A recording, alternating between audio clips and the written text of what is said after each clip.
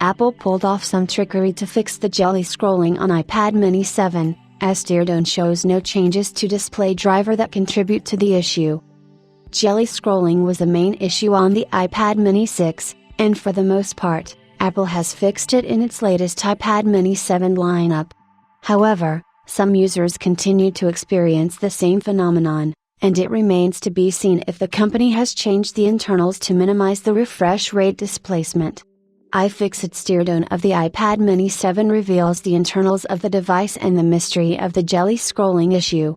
Teardown reveals that the iPad mini 7 features the same display driver position as the iPad mini 6. If you are not familiar, jelly scrolling on the iPad mini originated with the launch of the Mini 6 in 2021.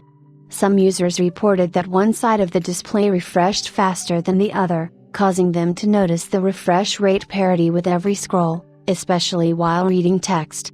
The issue appeared to be quite noticeable in the portrait orientation, and it had been 3 years since the company responded with a fix.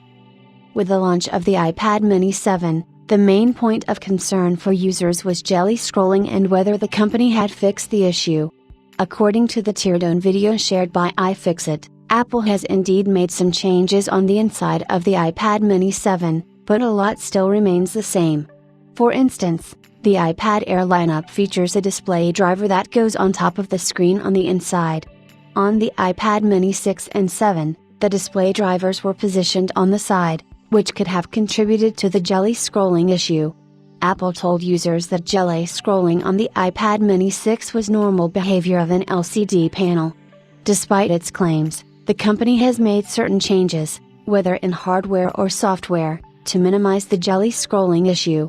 Internally, there are no traces available that suggest that the jelly scrolling issue has been fixed. The display driver is more or less the same, along with some other components. In the end, the website states that Apple has pulled off some unknown trickery to reduce the jelly scrolling effect on the iPad mini 7. Our review roundup of the device pointed out that, except for The Verge, most reviewers have not experienced jelly scrolling to the same extent as that of the iPad mini 6. This means that the company could also have made some changes to the software level that reduce the jelly scrolling issue. Other details in the teardown show the same component parts, which are interchangeable with the iPad mini 6.